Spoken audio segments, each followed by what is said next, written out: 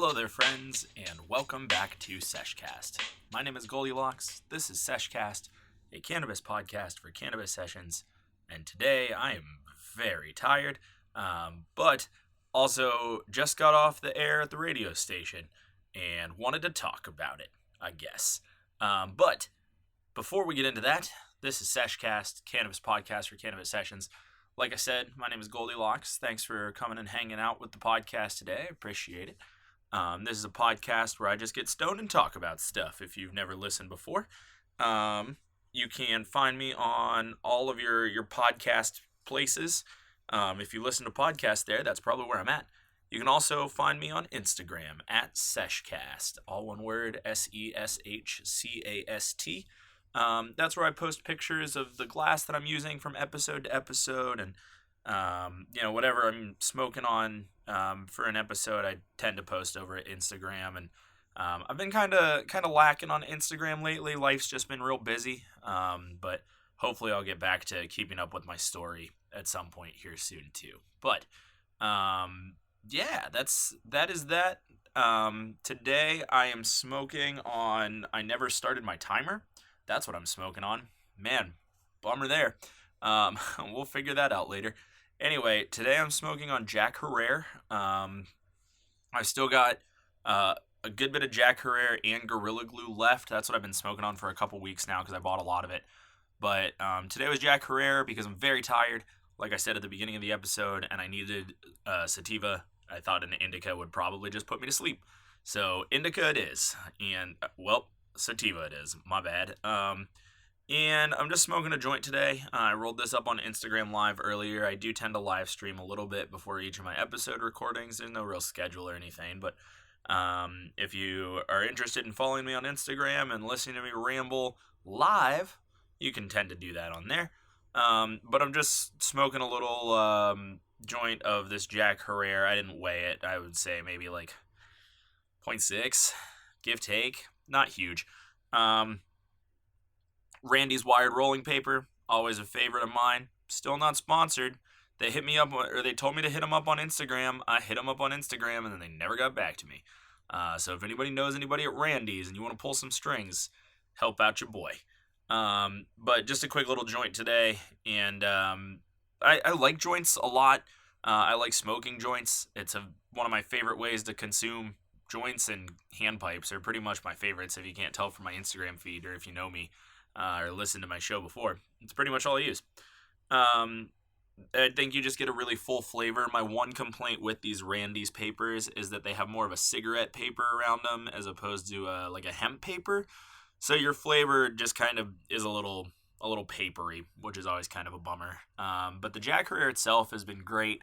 Very, very uppity. It's a very happy strain. It's definitely become one of my new favorite sativas for sure. And it might make its way onto my favorite strains list if we're being completely honest.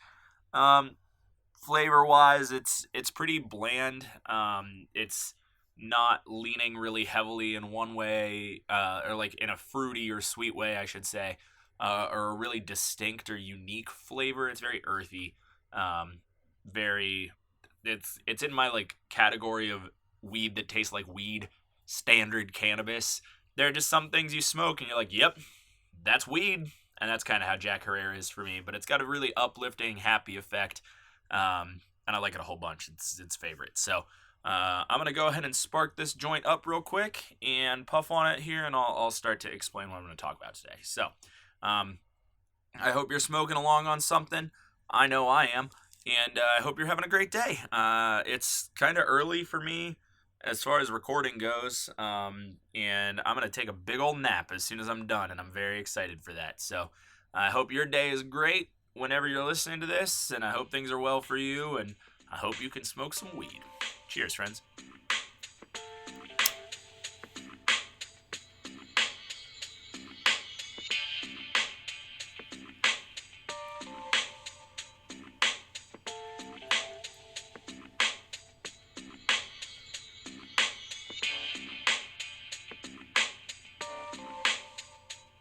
I will say, as much as I dislike the taste of the cigarette paper, excuse me, I do always think that it burns better.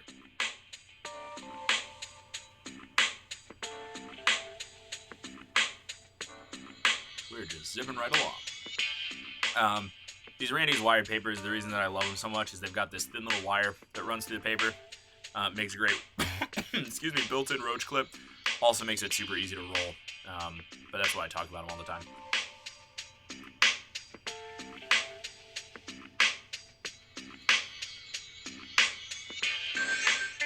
So today, oh gosh, excuse me. Oh boy. Oh, I'm wrecked.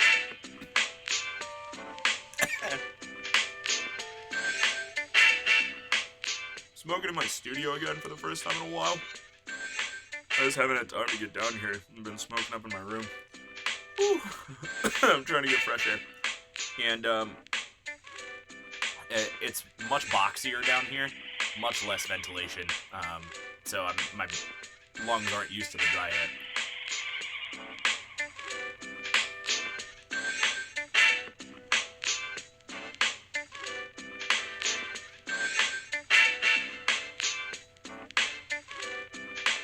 Anyway, today I wanted to talk about radio, radio in general, and like why I'm in radio, what I do, why I love it so much. I've mentioned before in other episodes that in itself is an episode that I want to do, and I just thought today would be a good day to do it.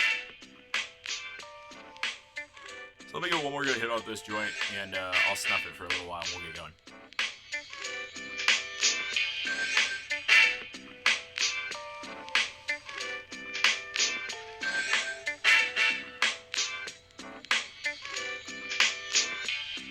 If we're being honest, I did a really good job with this roll today. So it's smoking like a dream. Pretty happy about it. But I've just kind of found that like the key to smoking a joint in these episodes is to hit it every 10 minutes or so and then just kind of like snuff it out and let it fester. So I'll get back to that in a little while. Oh, I smoked way too much of that this time around. No, go out. Gosh, it does not want to quit. I appreciate you, but I have other things to do than not smoke you. So I'm gonna snuff on this for a little bit. But today's topic is radio. I've said it before on the podcast that I am a radio DJ. Professionally, I work in the radio industry, and I love it. And I think that a lot of people would agree that radio is kind of a strange out there thing. Like, not a lot of people really want to go into radio or are super driven to go into radio. It's an interesting part of the entertainment world. It's an interesting like corner of show business. It's just an interesting thing. And so I wanted to talk about it because I think that there might be people who are interested in this. And if you're not, I don't take any offense. I've yet to really figure out what it is that people listen to this podcast for. I think that is due largely in part to the fact that I don't really know what I listen to this podcast for, like, or what I do this podcast for. I'm just kind of talking. So there may be plenty of people out there who are not interested in me, the person. But I'm going to talk about me, the person, a little bit this week. So if you're not into that, that's okay. But there's your warning, and that's all you're going to get. So I have been obsessed with radio since the 5th grade, and I think this is going to be the best place to start. I'll just give you sort of some background about me and my life. So I've always listened to the radio. My dad used to drive me to school a bunch, and we would always listen to the same morning show in the morning. And I really fell in love with that kind of entertainment. I've always been a very auditory person. I love listening to things more than I love watching or seeing things. I mean, don't get me wrong, like watching TV and movies and art and visual things are all great. I love all of them, but audio means more to me. And I've always been really into music, and I've been a very auditory person. The more I smoke, the harder it gets to speak. And so radio was something that was always very appealing to me. And I really fell in love with the morning show style of entertainment, you know, where it's like play some music and then have real conversations I know morning shows are a lot like podcasts, but they happen every day and they're influenced by what's around you. They're local, and yeah, morning radio is a passion of mine. And so I grew up listening to the same morning show every day. And then in the fifth grade, I had a science teacher who ended up retiring after like the third week of classes. It was kind of weird. He went on a long-term vacation and never came back. Not he like didn't die or anything. I don't think anything bad happened. I think he just was like, I personally think, I think he got hurt or like sick or had to have a doctor's appointment or something. I don't really know the details. I was in fifth grade. I wasn't paying attention. All I know is that he was gone for like 3-ish months and then was back for the hottest of minutes and then was gone again and just never came back. So, looks like my mic is really hot. I need to turn that down a little bit. So, excuse me if I'm blowing your ears out. So, yeah, he was really cool. And one of the things that he showed to us was the original War of the Worlds broadcast. And I loved it. We talked a lot about War of the Worlds and how, and I'm talking about the Orson Welles War of the Worlds. I guess I could give a little backstory on that. So there's a book by H.G. Wells called War of the Worlds. Then there's a guy named Orson Welles who was sort of a big deal in the radio industry in the early dawn of entertainment radio, specifically a little post World War II-ish. He was a very big deal. And he was a director and actor of the Mercury Theater on the Air, which is one of the things that made radio a part of the American culture and the day-to-day lives of people was like entertainment radio programs, radio shows, the same thing that you think of on television today, but on the radio. Your like variety hour shows and your classical music performances, and a lot of these were like fictional theater productions in a radio studio, where it's just people reading lines into a microphone, but there's Foley sound and like the whole nine. It's amazing. If you've never heard any old radio programs, just go and investigate. They're wonderful. So the War of the Worlds was Orson Welles' company, Mercury Theater on the Air, their like interpretation, mock-up, script, read, whatever you want to call it, of the original War of the Worlds book, which is a pretty dry book. And a lot of people thought it was going to be a pretty dry radio program. In fact, most of the people working on it said that it wasn't a great idea, but they did it anyway.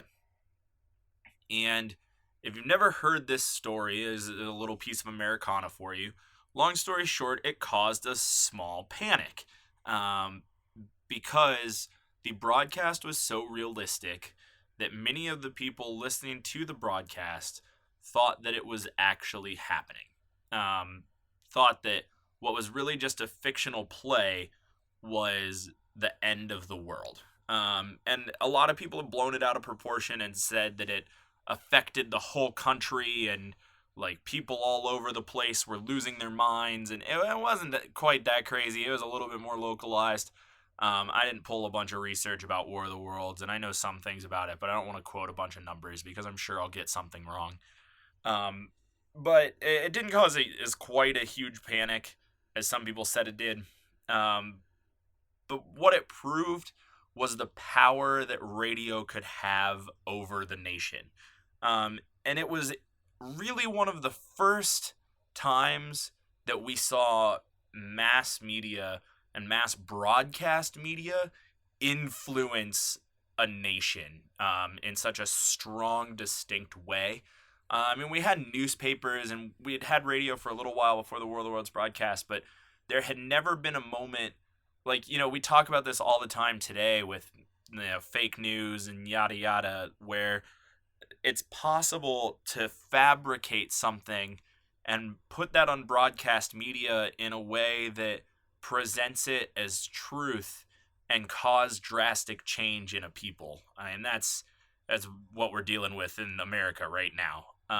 And War of the Worlds is one of the first times that we really see that in American history, where the power of specifically broadcast media has the ability to just warp the minds of an entire society. So there's a little backstory on that. I would recommend listening to the War of the Worlds if you never have before. It's about 45 minutes long. The best podcast you'll ever listen to, in my personal opinion. And if you put on a great pair of headphones and you close your eyes and you lay back for a minute, you might think that the world has ended. It's kind of wild.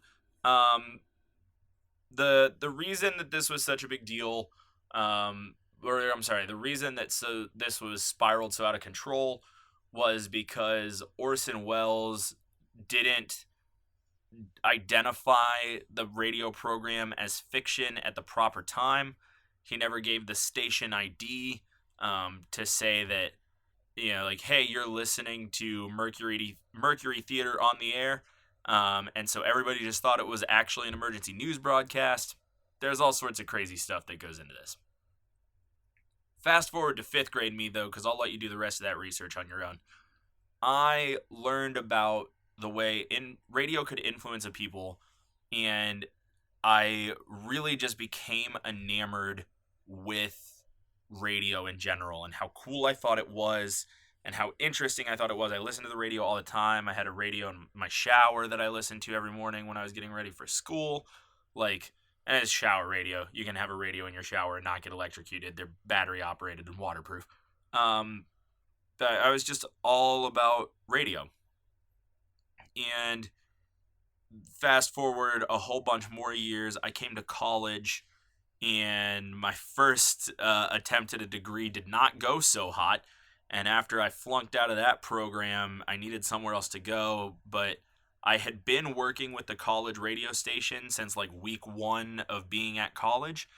And I found out that you could major in broadcast journalism. And that's what I did. And got this radio degree and spent 4 years working on the college radio station. And one of the big drives for me was knowing what I learned in 5th grade of how radio could influence a people, and then knowing that what I love is music, and I wanted a way to use music to change the world. That was sort of my dream. And I started as a music major and failed out. It didn't go very well. But I've always wanted to take music and change the world and show people music that I feel like they'll love and that will be a positive thing for them. And radio was the way that I discovered to do that I could broadcast things that I cared about. And so that was the career path that I decided I wanted to venture down. And I spent 4 years on the college radio station, loving every minute of it. Sick Loverboy reference for you. And then graduated from college and have continued to work in the radio industry, which has been a really, really interesting experience and something that has really sort of changed the way that I've lived my life and who I am, and it's influenced me a lot since I graduated from school, because I haven't been out of school that long, but almost my entire life has been dictated by the radio station that I'm working for. Not like they're controlling me. I don't want this to come off in the wrong way, but because I want to go into radio, my life revolves around my career. And so what I really meant to say, what I was really trying to say is my career has really influenced the way I've lived my life, or it's, the way I live my life is really controlled by my career. It just happens that my career is at one current radio station. So that radio station is controlling my life. I hope that made sense and didn't sound terrible. So, I just I'm constantly like creating my schedule and creating my mindset and creating my day-to-day actions and involvements around how it influences my radio career, and it's very, very interesting. And I don't know that people are like people really care or not, but I think it's interesting, so I want to talk about it a little bit. But I'm gonna go ahead and spark this joint up, and we're gonna see where I go from there. Because honestly, who knows? So yeah, let me get this going. Cheers, friends.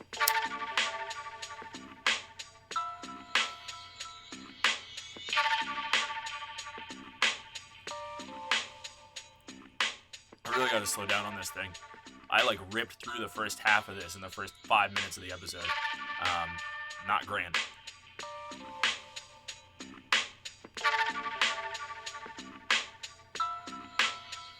I got a whole episode to do here. Like, I can't just torch through my whole joint. I didn't bring any more weed down.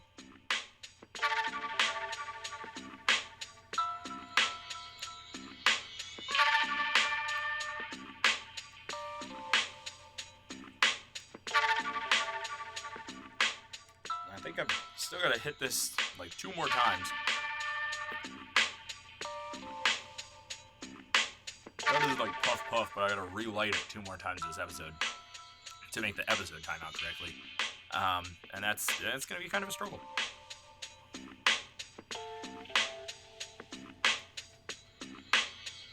There will be a picture of this joint on the Instagram, and it was a little short and stubby, not quite as long as I typically roll them, so that probably has a lot to do with this situation.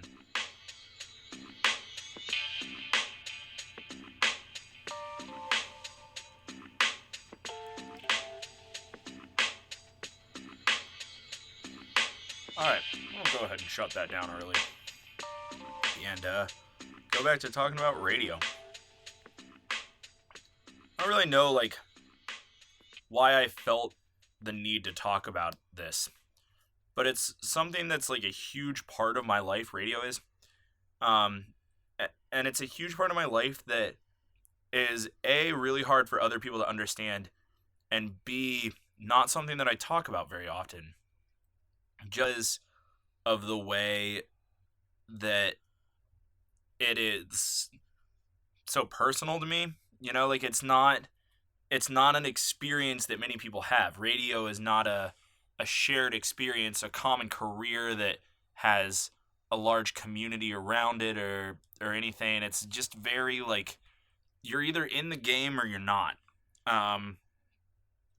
Which has made it really interesting to exist as someone who is only a few years out of college and is trying to navigate socially with other people my age. You know, like I want to have a social life and go out and do things and see friends and meet people and all these things, but it's really difficult because I am in the level of my radio career where the most important thing for me is to just get airtime and get exposure. I have no consistency in my schedule because I'm very young and just getting into this. And radio is an industry, like all things in the entertainment industry, where you really just have to, like, you gotta pay your dues for a little while. I talked about this a little bit in the grind episode, which might have been 19.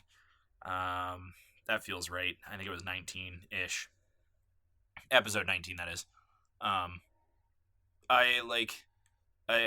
really focus on getting as much airtime and exposure as I can because at the level that I'm at, you have to. The only way to climb up the radio ladder is to start at the very bottom and claw your way to the top. And that is true of all things in the entertainment industry. But people may not think about it very much as far as radio goes because radio is so much more what I would define as subconscious for the day-to-day person. You know, if you're a big TV watcher or a big movie watcher, or whatever it is that you watch, you think of those people sometimes, yes, as like actors if they're in movies or like, you know, news anchors if they're on the news or whatever, but you see them and you think of them that way and like you see that there are tiers to all of this and that like, who gets in the good movies and who gets in the bad movies and so on and so forth. Trying to explain all of that is hard when you're this high. But you see that in front of you. As far as radio goes, for most people, it's just the thing they listen to when they're in the car.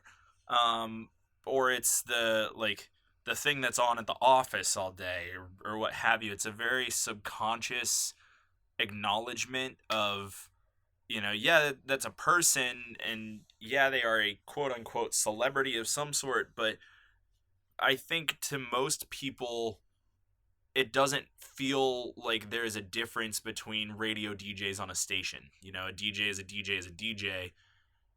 Most people don't necessarily listen for the talking as far as like music radio goes, most entertainment radio in this day and age. So in reality, there is a huge like hierarchy among DJs and jocks and positions within a station, and there's this whole back office operation that if people are really interested in, if anybody is interested in me talking more about the radio business and the radio industry, I'd love to. But so feel free to let me know if that's something that you think sounds cool. But radio as a whole, just there is so much more behind it that you don't see. That takes a lot of time and a lot of energy, and it's a lot more than just coming on the radio and talking about music real quick. So everyone's goal, mine included, is to make their way up to a morning show. Morning radio is the apex of all radio things. That's where everybody wants to get. It's where everybody wants to be. Like, it is the peak of wherever you are. Like, you are the lead role in that show. If you were in the morning show. So, okay, that was confusing. If I'm trying to make this as a simile to television or movies, because I think that's the clearest comparison. Like, what's a bingeable TV show? What's a bingeable TV show that I can think of off the top of my head? Gosh, I haven't watched TV in so long. Okay, so we're gonna go with Walking Dead because I always watch Walking Dead. You think of Walking Dead and you look at your cast and you say, these are the important actors, like your Norman Reeduses of the world, your Andrew Lincolns, your people who are the key factors, your Denai Guerreras of that show. And you realize that you realize those people are the focal point. They are the top dog among those actors. If you were to go out and see a group of actors from The Walking Dead roaming the streets of wherever you are, the noticeable ones, the main ones, the ones that have the most weight socially are those lead roles. And that is, in a sense, your morning show when you're talking about the hierarchy, the totem pole of a station's jocks, a station's DJs. The morning show is where everybody wants to be, and sort of directly underneath, a very close second, is afternoon drive. And that's because, like I said earlier, what radio is to people now is the thing you put on in the car. So the people who are on when you're driving to work and from work are the most important people on the radio. That is where everyone wants to be. That is the goal, mine included, is to make it to one of those two spots where you become a staple of the community that you are in. You become something that people include in their daily lives. Because that's something for me, who has always had a sort of a commute for work wherever I've lived, no matter how old I've been. I've always spent a lot of time driving it in the car. And when you drive the same route at the same time every day, you just tend to flip the radio on, or you get accustomed to having the radio on. And I know I know all y'all millennials are saying, "Oh, I use Spotify, Apple Music, aux cord, whatever." Follow me. There's still a lot of people, like a shockingly large amount of people, who listen to the radio in the car when they drive. It's still a majority. Deal with it. Um, like you become a part of someone's daily routine, and that creates a very special relationship between the people listening and the people talking. um, and that's really cool, and that's something that I like strive to attain. I want to be a part of people's daily lives in a little bit more of a way than I am now, and I will explain sort of where I am after I spark this joint up again, because I just looked at the clock and realized we're doing good on time. I flipped it away from myself. It's easier, like time goes faster when you're not paying attention to it. So I'm gonna hit this now. Cheers.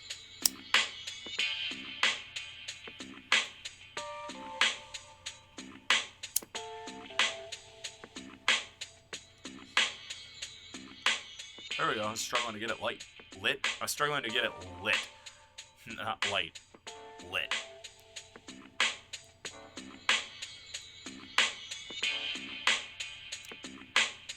My paper is starting to come unfurled. Not helpful.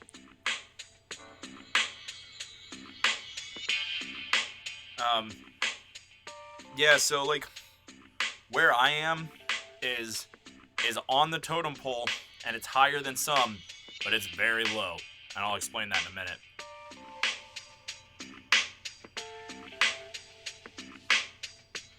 Gosh, I will say, as far as this joint goes, I used a like not pre-rolled tip, but like a pre-perforated tip from a little tip book. And I can't say that I love it. Maybe it's because of the way I roll joints. That's very possible. But it's just like, it's not holding the way that I want it to. And I think I'm losing a lot of smoke.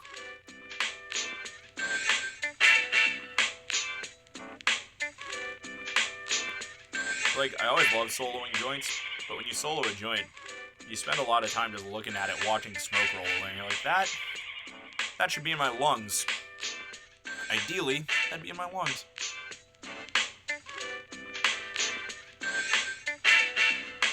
Alright, little joint. It's time for you to stop once again. I know there's a lot of smoke in you, and I want to keep smoking you. And I will, in approximately 9 minutes. So where I am in the radio world.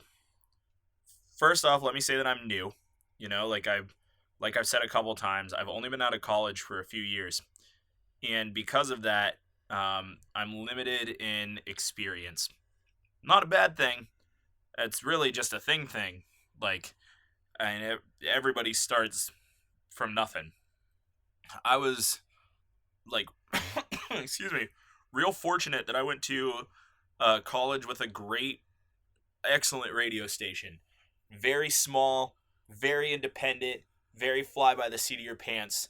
But I had real on-air experience coming out of college, which is really awesome.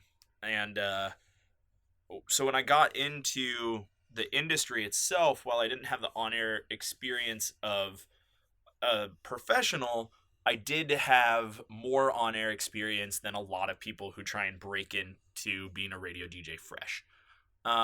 Because if you've listened to the radio before, you may notice that all DJs sound kind of similar. They're all like, all of us sound a certain way, and that's a skill. Like that is a learned thing. I'm not the best at it. Nobody's the best at it. Like, you just have to do it for a really long time. But there is a way to talk on the radio. There's a way to broadcast that is different than any other way to speak or talk.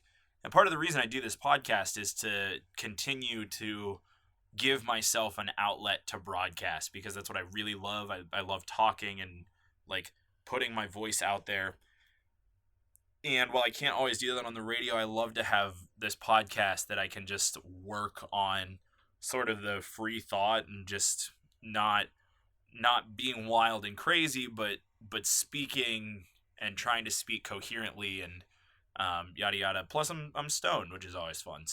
Um, so where I currently am is better than it could be because I have all this experience, but isn't great. So what I do is I have a consistent shift on Saturday night.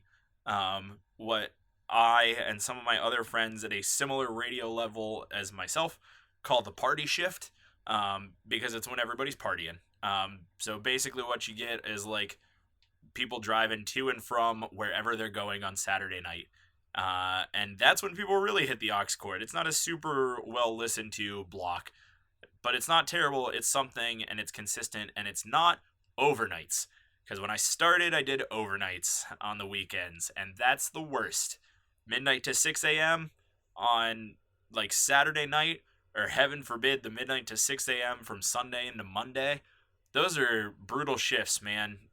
They're hard. It's hard to work overnights. If any of you work overnights, you level. It doesn't have to be in radio. Like, working overnights really messes with your head, especially when you're alone in a box talking to yourself. This is what radio is. So I've moved up from overnights on the weekends. I now have that shift. And then I also do what's called voice tracking, which is sort of a magic of radio thing. I'm going to spoil a surprise for you, a little secret, something crazy. Sometimes there are people on the radio and they're not there. That's what voice tracking is. So voice tracking is pre-recording breaks and then scheduling them to come on the air when they're supposed to come on the air.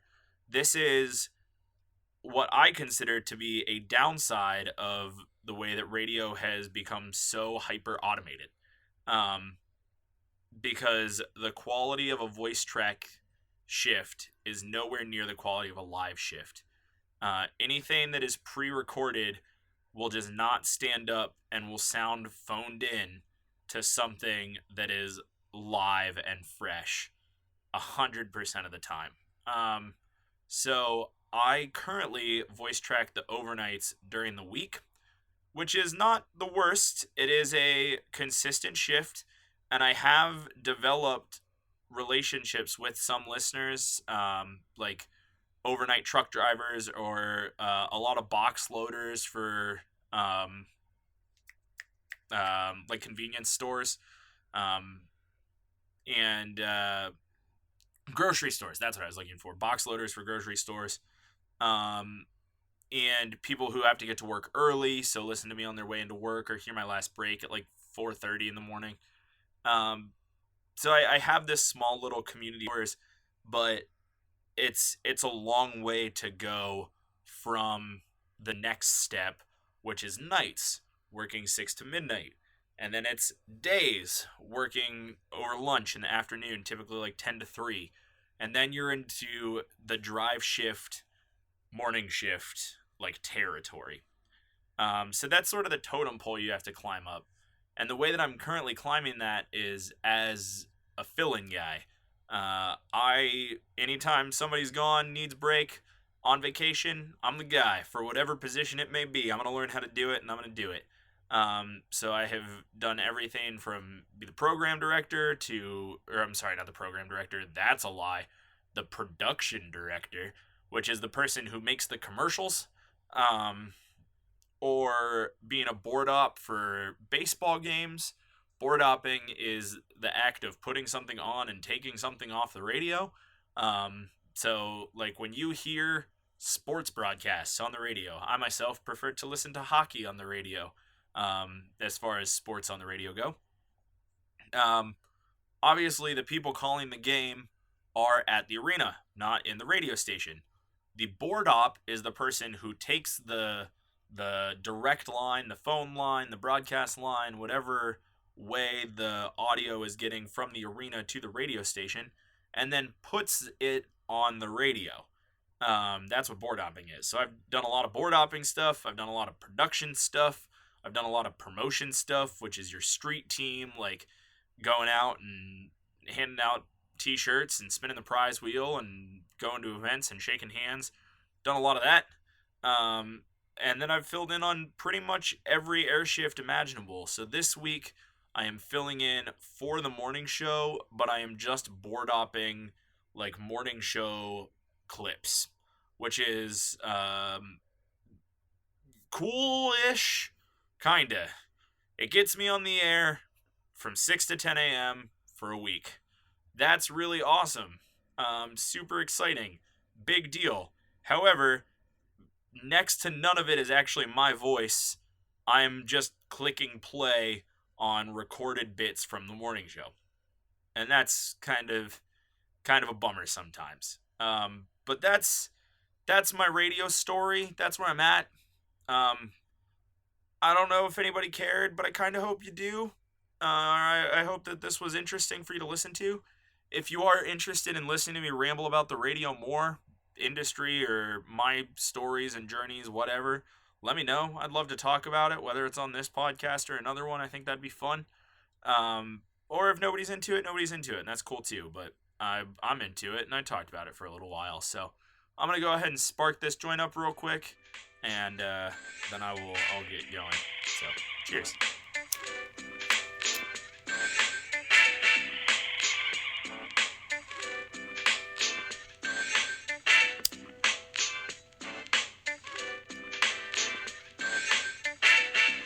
All right, we're going.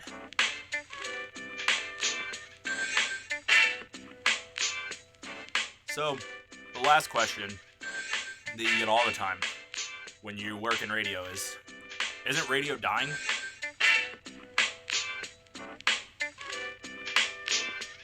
Well, that's an interesting question. For one thing, let's talk about dying. Latin is a dead language. I took Latin in high school. I met a 12-year-old kid yesterday who was required to take Latin in high school.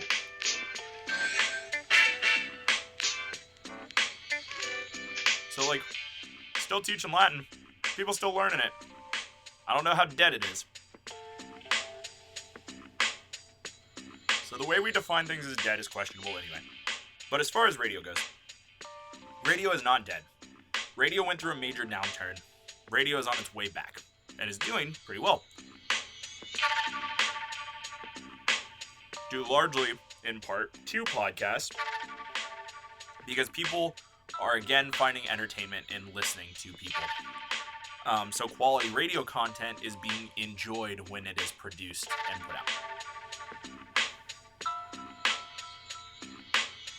Now, the number of people listening to radio will never be what it used to be. But the thing that radio has, that no other broadcast media has, radio is free. And that's important.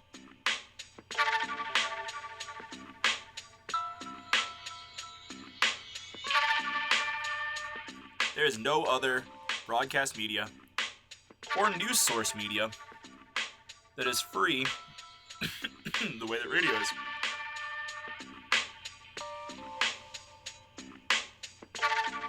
Even the internet, often, actually, let me rephrase that. Even the internet, all the time, is more expensive than listening to the radio.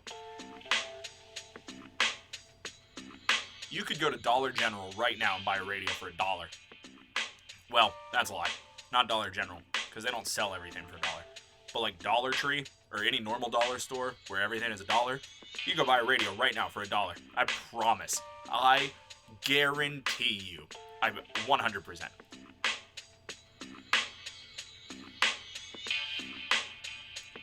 And all you need is a place to plug it in, or batteries, or whatever. And then you have unlimited access to the entire broadband that broadcasts in your area. So, my joint is out. So you have access to everything, and there's no paywall, there's no premium subscription, there's no nothing. You don't need a phone, you don't need a computer, you don't need a plug. Maybe you need a plug, or maybe you just need batteries. You just have to buy 3 basic components that you can get for less than $5. Those 3 basic components being like a radio and batteries and maybe a said, I don't know, maybe it's only two things. Radio, you just need a radio and a way to turn it on. Gosh darn it. And suddenly you're there. And so people in the radio industry, the people who I've spoken to, don't worry about radio dying because its only competition is expensive. It's everything. You have to pay for everything else. For the newspaper, for cable, for Netflix, for the internet, everything. You have to pay for it. Not radio. Radio is always there and it's always free. And so my goal, my elevator pitch for why I'm in radio, is because I want to be able to broadcast and influence people through my personality and through music, as part of their daily lives and daily routines, because it's possible to do and it's free and it's accessible to everybody. And that pretty much ends my radio episode. So thanks for listening to my podcast about the radio. I don't know if that was interesting or not, but it was fun to talk about. So thanks. I appreciate it. I hope your day is great. I hope you will join me on future Sesh Casts and or go back to listen to some other Sesh Casts, because there are now 27 of them, which is one of my favorite numbers. So feel free to go check some things out. Last week's episode was a little interesting, talking about Permit Patty.